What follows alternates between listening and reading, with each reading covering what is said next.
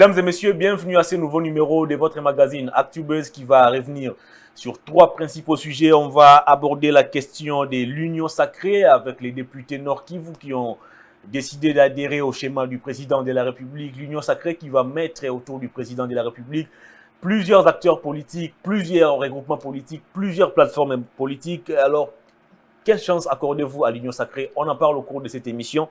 On va aborder aussi la question du couvre-feu pour lutter contre la deuxième vague de Covid-19. Est-ce que c'était une décision réfléchie? Est-ce que c'était une bonne décision? Est-ce que c'était une décision qui cadre avec les réalités quinoises et même congolaises? On va tenter de répondre à cette question ou à ces différentes interrogations.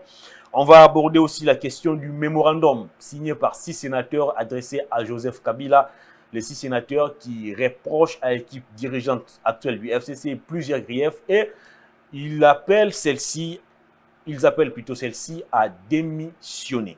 Voilà donc les menus de votre magazine, mesdames et messieurs. Et sur ce plateau, je reçois un jeune, un acteur politique. Lui, c'est Daniel Koumumbeya. Il est porte-parole du parti politique Front Citoyen pour la République, parti cher à monsieur Jean-Bertrand Ewanga, ancien secrétaire général de l'UNC. Et actuellement, il fait partie aussi des acteurs politiques qui ont accepté d'adhérer à l'Union sacrée. Daniel, bonjour. Bonjour Hervé. Comment allez-vous? Je vais très bien et j'espère que vous aussi vous allez très bien. Oui, on sait pas. Alors, une première question, vous êtes jeune. Qu'est-ce qui a motivé votre adhésion d'abord au parti de Jean-Bertrand Ewanga et puis à la politique d'une manière générale? Mon adhésion à la politique, c'est parce que nous sommes Congolais et nous sommes appelés à diriger ce pays, à nous engager, en fait, par rapport à la détermination même de l'action publique. Donc, tout Congolais est appelé à s'engager à la détermination même de l'action publique. Et par rapport à mon parcours, je dirais que c'est depuis 2009 que j'ai été à l'époque sympathisant au sein de l'UDPS, l'Union pour la démocratie et le progrès social. Je n'étais qu'un simple sympathisant à l'époque. Et en tant qu'intellectuel, je me suis dit que je ne resterais pas un simple sympathisant, qu'il fallait évoluer, qu'il fallait s'engager, comme je l'ai dit tout au départ. Et je me suis engagé en 2013, effectivement, à l'UNC. C'est là où j'ai commencé ma carrière politique, au sein de l'Union de l'UNC, le parti cher à Vital Kamerhe. Et donc, il s'est fait que j'ai évolué et en 2016, pour des raisons qui me sont propres, j'ai quitté l'UNC pour aller rejoindre l'honorable Jean-Bertrand Ewanga en 2017. Et donc, j'ai rejoint cet homme par rapport à la lutte qu'il a menée, même au sein de l'Union pour la nation congolaise, le parti cher à l'honorable Vital Kamerhe. C'est un monsieur qui incarne à lui de valeurs, c'est un monsieur qui a lutté même pour mettre fin à ce régime dictatorial, et je le rejoins compte tenu de ce que je viens de vous présenter comme éléments qui m'ont permis à le suivre. Est-ce que vous, jeunes membres du FCR, vous ne constituez pas un escalier ou des escaliers qui vont permettre à Jean-Bertrand Ewanga de réaliser ses propres objectifs en lieu et place de se battre pour vous tous? Non, nous ne sommes pas des escaliers. Des escaliers, on marche sur les escaliers et on monte. Moi, je pense que l'honorable Jean-Bertrand Ewanga, c'est un visionnaire. C'est un homme qui, déjà, le fait de me voir jeune et me faire confiance, faire de moi le secrétaire exécutif national en charge de la communication et porte-parole du parti, c'est énorme. Est-ce que c'est énorme. Et moi, je dirais ce n'est pas... Sa décision de vous nommer à ce poste n'était-il pas motivée par vos origines ethniques ou tribales? Nullement. C'est compte tenu de preuves que j'ai fait au sein du parti. Parce que je vous ai dit que j'ai adhéré au FCR en 2017. Et la décision portant ma nomination en tant que porte-parole est intervenue en 2019. Vous verrez que ça n'a pas de lien. 2 ans passés. Mais vous n'êtes pas visible comme porte-parole. Mais je suis là. Vous m'avez reçu. Et je pense que votre émission est parmi les émissions qui sont les plus suivies dans la capitale. J'espère que plusieurs me suivront. Donc, nous sommes là sur le terrain, nous sommes en train de nous battre, comme je l'ai dit. Et donc, nullement, cette décision portant ma nomination a tenu compte de mon appartenance à la grande province de l'Équateur. Monsieur Jean-Bertrand Ewanga est une personne qui incarne en lui des valeurs. C'est un monsieur qui s'est battu pour mettre fin au régime dictatorial de Joseph Kabila. C'est un monsieur qui a vu en moi de valeur et qui m'a fait confiance. Le fait de me faire confiance ne veut pas dire que j'étais plus compétent que les personnes que j'ai trouvées au sein du parti ou ceux qui sont venus après moi. Mais c'est le fait, parce qu'on le dit souvent que la jeunesse, c'est l'avenir de demain. Mais qui va nous faire confiance? Qui va nous faire confiance? Et je vous dirais que si vous venez auprès vous essayez de voir l'entourage de l'honorable Jean-Bertrand Wanga, vous verrez que le 100% de son entourage est composé de plus de 70% de jeunes. Donc c'est une personne qui sait qu'il a quelque chose à donner à cette jeunesse, de manière à ce que cette jeunesse qui va conduire ce pays, conduise ce pays au développement. Qu'est-ce qui différencie Jean-Bertrand Wanga des autres leaders ou présidents des partis politiques? Parce que généralement, lorsque vous observez les partis politiques en RDC, ce sont des partis taillés sur mesure de leurs leaders ou de leurs promoteurs. Les élections ne s'organisent jamais, les assemblées générales jamais, des congrès rarement. Qu'est-ce qui différencie aujourd'hui, je reviens sur ma question, Jean-Bertrand Wanga des autres présidents des partis politiques? L'honorable, lorsqu'on parle de l'honorable Jean-Bertrand Wanga, on voit directement le parti, le Front citoyen pour la République. Le Front citoyen pour la République est un parti un parti de la gauche, qui prône la social-démocratie comme idéologie. Donc, c'est-à-dire, nous mettons l'homme au centre de nos actions et de nos intérêts. C'est l'homme congolais. C'est ça qui nous différencie d'autres partis. L'honorable Jean-Bertrand Wanga a su dire non à la proposition qui allait sûrement le conduire à gérer le ministère du Budget en 2016. Il n'y a pas d'épreuve. Les preuves sont là et ceux qui sont concernés, ceux qui ont été concernés le savent et la République le sait. En 2018, je pense, c'était pareil.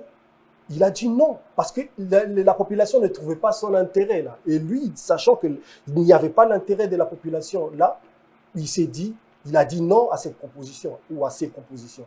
Et donc, c'est ce qui différencie l'honorable Jean-Bertrand Wanga d'autres politiciens.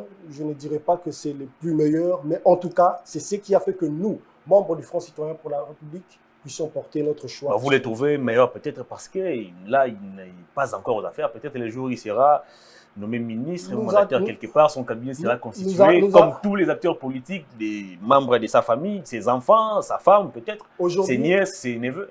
Aujourd'hui, l'IGF est en train de faire un travail énorme. Et grande est notre joie et notre satisfaction de savoir que l'honorable Jean-Bertrand Wanga ne sera pas mêlé ou ne retrouvera jamais son nom être cité dans aucune interpellation ou dans aucun mandat. Très bien, donc, on va parler... personne qui est droite et qui sait mettre l'intérêt de... On va parler de l'actualité. Je préfère qu'on démarre l'émission avec les couvre-feux, une décision prise de manière collégiale entre les chefs de l'État et les comités multisectoriels de lutte contre la Covid-19. La décision d'instaurer ou de décréter le couvre-feu sur toute l'étendue de la République de 21h à 5h du matin, est-ce que c'était une bonne décision? Bon, je pense que cette décision, cette mesure a été prise lors d'un échange entre les partis qui sont impliqués. Je pense que M. Muyembe, le docteur Muyembe était là. Et je pense qu'à la fin de cette réunion, c'est alors qu'ils ont pu prendre cette décision. Et je pense que cette décision est motivée. Et moi, je reviendrai, je dirais... Motivée par quoi? Parce qu'il y a des Congolais qui... Et maintenant, moi, je vais avancer... Les Congolais qui se plaignent aujourd'hui. Moi, je vais avancer maintenant mes raisons. Moi, j'ai dit que eux, qui sont spécialistes, qui savent le pourquoi, parce que je l'ai dit tantôt, que le docteur Muyembe était là, et en tant que médecin, en tant que celui qui est chargé de la question de mettre fin à la Covid, je pense qu'il sait pourquoi. Alors moi, je vais avancer mes raisons. Moi, je dirais que le couvre-feu, moi, je pense que c'est pour déjà dissuader le mouvement inutile.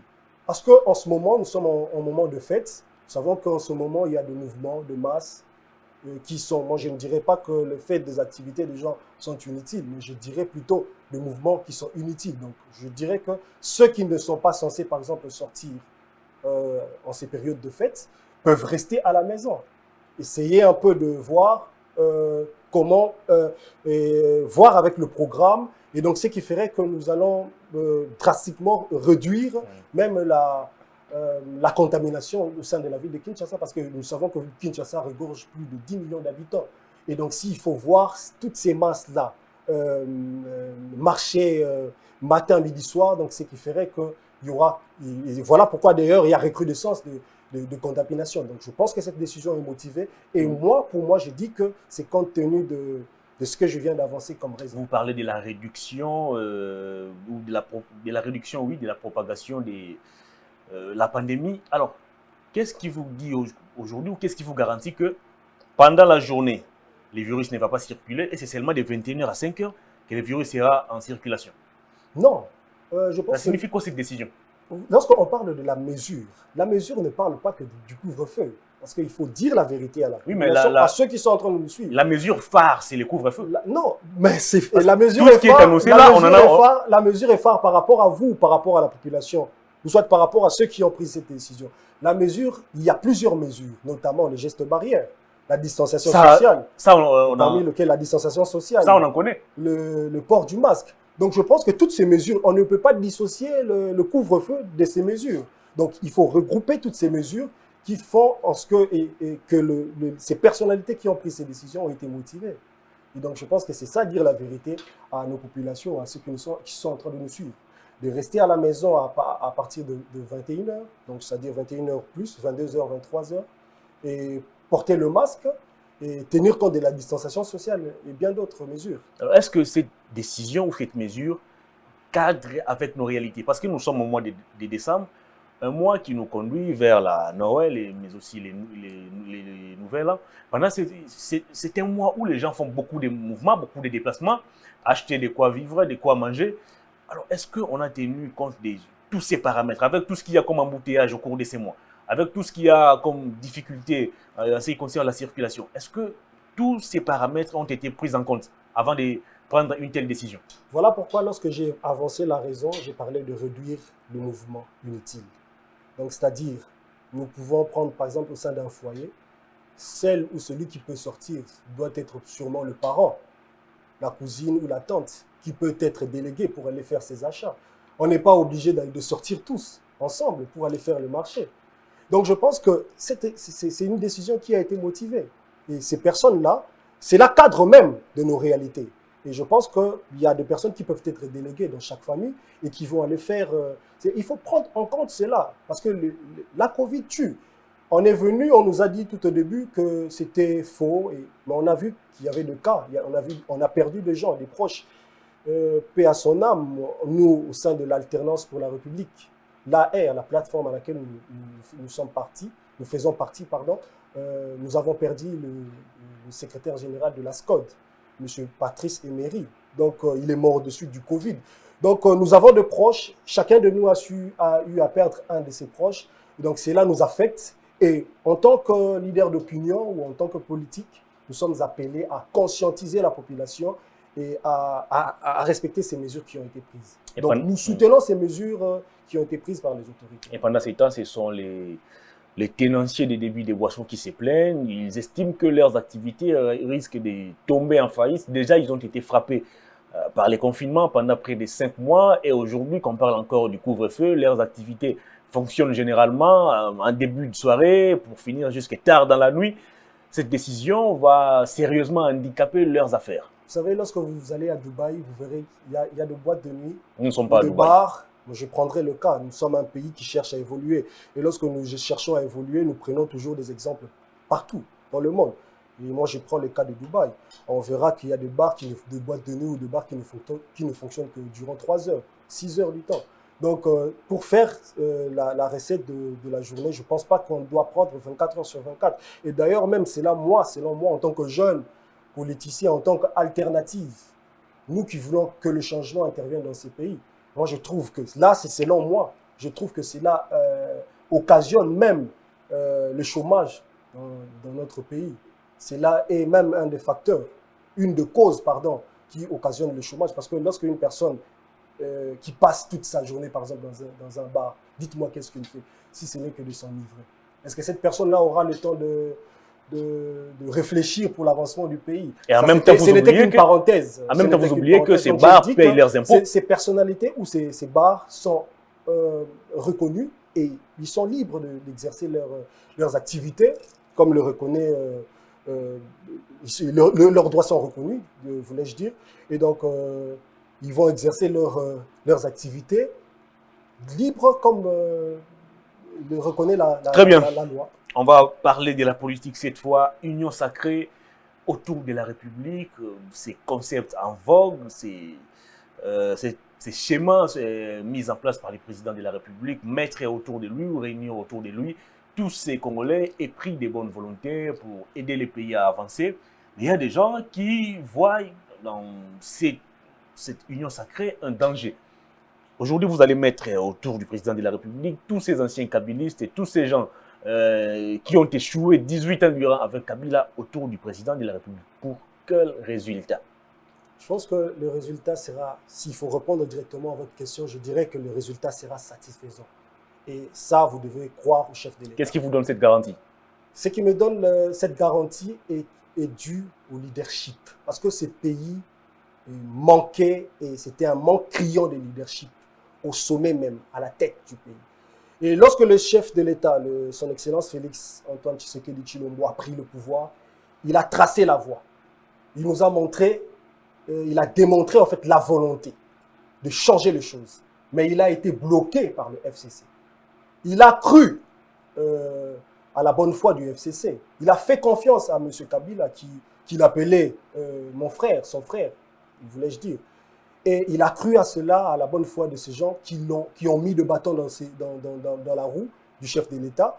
Et le chef de l'État était obligé de prendre cette décision. Et nous avons cru, nous croyons en ce leadership du chef de l'État et savons que ce leadership fera ce qu'il puisse réunir toutes ces personnalités qui viennent du FCC, du MLC, d'Ensemble pour le changement, réunir autour d'un idéal, autour des objectifs, autour du développement. Et nous pensons que cela fera en ce que, en tout cas, si nous n'atteindrons pas l'âge d'or, je pense qu'il y aura des retombées qui seront positives. Est-ce que tous ces députés qui ont accepté aujourd'hui d'adhérer à l'Union sacrée, j'ai suivi hier les députés du Nord Kivu faire une déclaration comme quoi ils ont adhéré à l'Union sacrée, est-ce que tous ces gens ne sont-ils pas venus à l'Union sacrée par crainte de la dissolution du Parlement?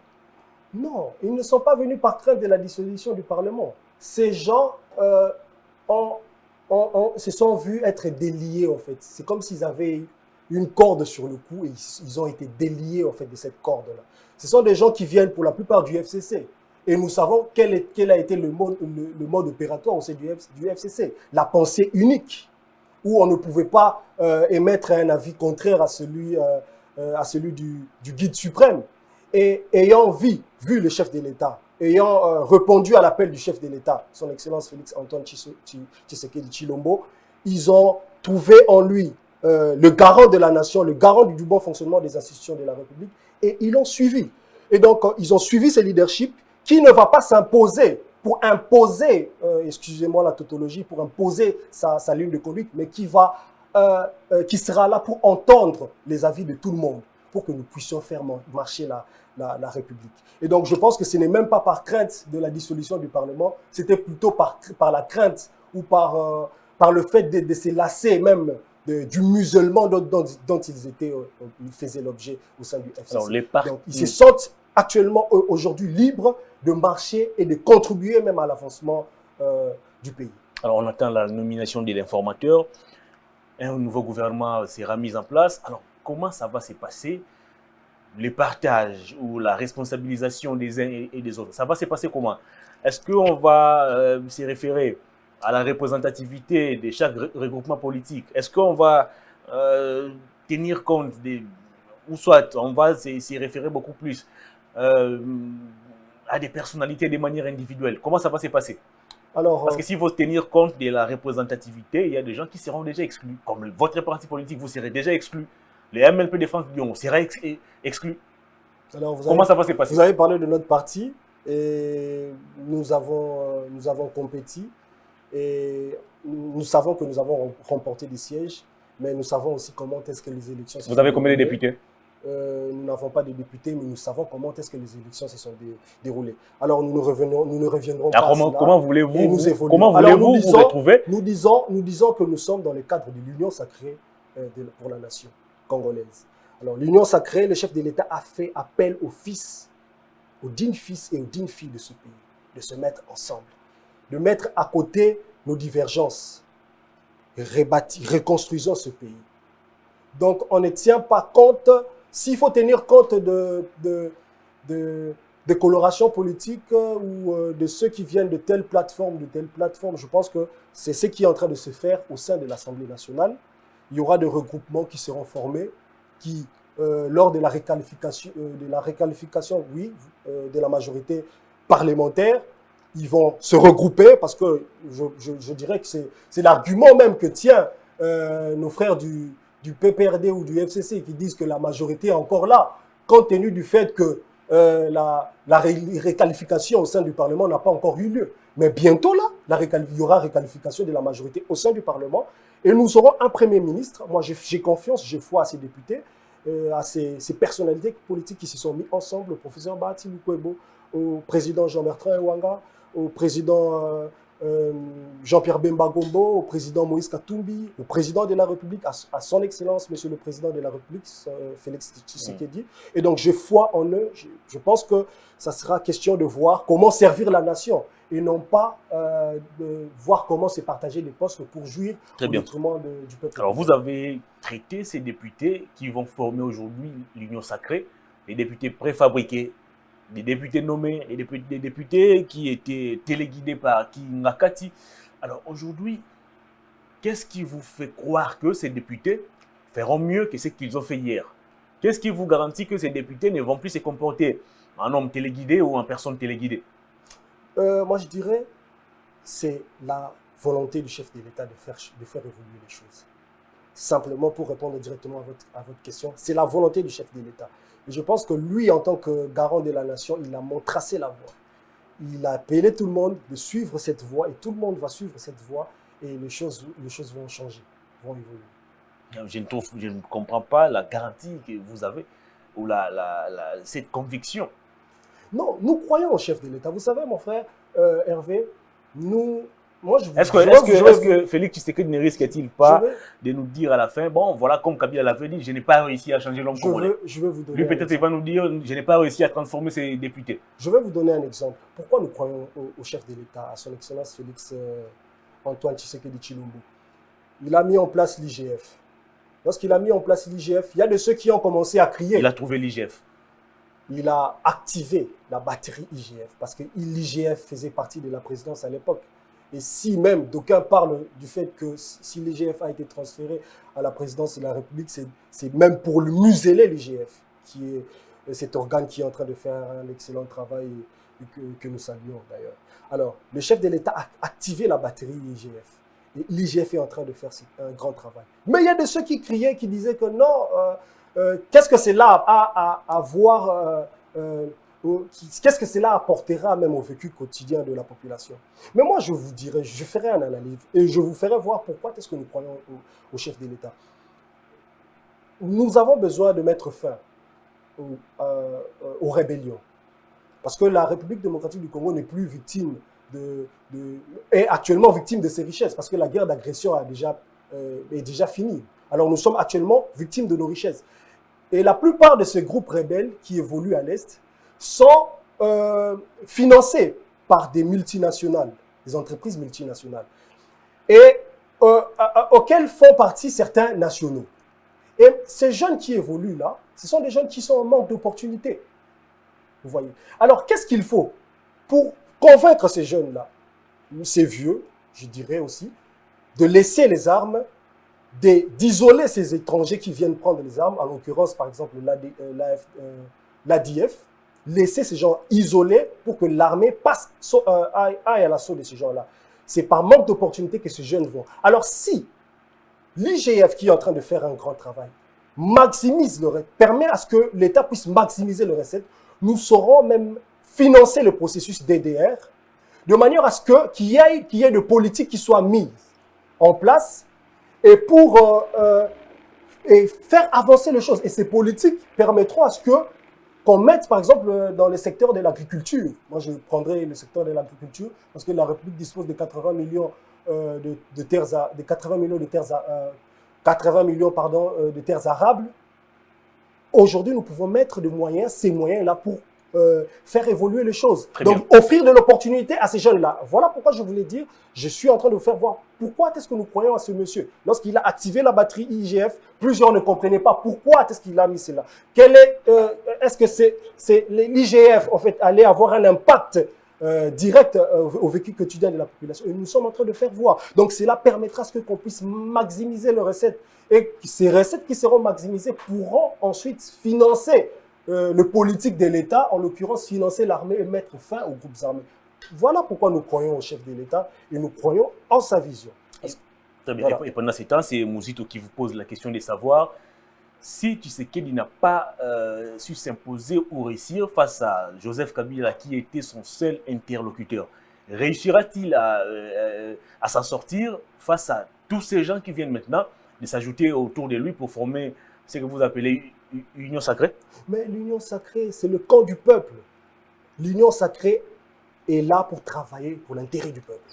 Et le seul leadership, le seul leader, c'est le chef de l'État, le garant de la nation. Et donc, il n'y a pas deux leaders, il n'y a pas deux chauffeurs, il n'y a qu'un seul chauffeur qui conduit ce pays, ce grand pays qui est la RDC, et pour l'avancement et le développement de notre pays. Très bien, on va terminer l'émission avec les mémorandums des 6 sénateurs FCC adressés à leur autorité morale, Joseph Kabila Kabange. Pour ces 6 sénateurs, il est temps que Joseph Kabila puisse mettre de côté l'équipe dirigeante actuelle du FCC, conduite par les professeurs Néhémie Mouilania. Beaucoup de faits sont reprochés à cette équipe. On parle du favoritisme, on parle du clientélisme, on parle même du népotisme.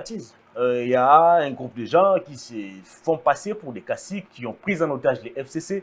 Alors, ma question c'est de savoir, est-ce que la démarche de ces 6 sénateurs n'est-elle pas hypocrite? Pourquoi ne pas s'attaquer directement à Kabila qui a imposé Néhémie Mouilania à ses postes, en lieu et place de s'acharner à l'équipe dirigeante qui ne fait que exécuter les ordres reçus de Joseph Kabila? Vous savez, mon frère Hervé, ces personnalités n'ont pas seulement pris en otage le FCC, ces personnalités ont pris en otage la République tout entière. Moi, je suis en train de découvrir des choses. Je suis en train de découvrir des choses telles que des gens qui se partagent, qui se répartissent même les entreprises publiques. Telle entreprise appartient à telle personne. Et je pense que l'heure viendra où toutes ces choses-là seront nous en parlerons à un moment, au moment favorable, au moment opportun. Et moi, je dis aujourd'hui, comme je reviendrai même à mon propos d'avant, je dirais ces personnes se sont senties aujourd'hui libres. Et cela même traduit même l'atmosphère qu'il y avait au sein du FCC. C'était des personnes qui n'arrivaient pas à parler. Aujourd'hui, Kabila, c'est fini dans ce pays. On ne parlera plus de Kabila ici dans ce pays, sauf en tant qu'individu, sauf en tant que sénateur à vie, sauf en tant que Congolais, tout Congolais. On ne parlera plus de Kabila en tant que système, parce que le système Kabila est fini.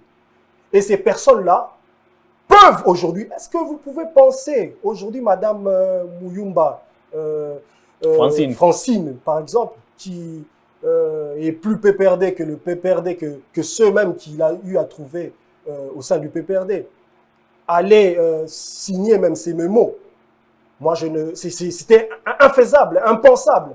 Mais si ces personnalités ont pu faire cela, ont pu poser cet acte-là, cela même traduit même le fait de la liberté qu'ils ont pu avoir, qu'ils ont pu obtenir, compte tenu même de l'appel qui a été lancé par le chef de l'État, de rejoindre le camp du peuple, le camp de l'union sacrée. Et donc aujourd'hui, les langues sont en train de se délier. Aujourd'hui, c'est le vent de la démocratie, de l'état de droit qui est en train de souffler.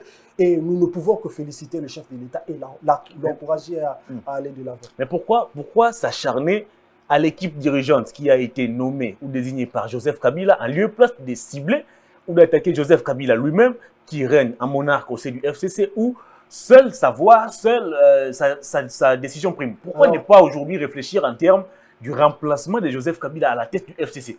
Moi, je ne suis pas membre. Est-ce que c'est la peur ou l'hypocrisie? Moi, je ne suis pas membre du PPRD. Vous êtes analyste politique. Ce sont des problèmes qui leur sont propres. Mais moi, je dirais que eux savent pourquoi. Comme j'ai dit, il y a des pratiques qui leur sont propres au sein du FCC. Ils savent qui a géré quoi. Ils savent qui a contribué à quoi. Et donc, si ces personnalités politiques dis-je aujourd'hui que M. Néhémie doit tomber? Moi, je pense que si cela permettra au FCC de reprendre la majorité qu'ils n'auront plus, Et je pense qu'ils peuvent aller et continuer, espérant que c'est là que le FCC marche. Alors, il faut dire que nous ne voulons... En fait, notre souhait, ce n'est pas que le FCC disparaisse. Nous ne voulons pas... Alors, je vais saluer même... il y a un adage qu'utilise souvent M. Christian Bossembe qui dit « ce que nous voulons, c'est qu'ils se convertissent, qu'ils changent de cœur, pour qu'ensemble, nous puissions reconstruire ce pays. Qu'ils se repentent et ensemble, au sein de l'Union sacrée pour la nation, nous allons reconstruire ce grand pays. » Une dernière question. Est-ce qu'on peut voir un jour au sein du FCC, un front s'est créé contre Kabila?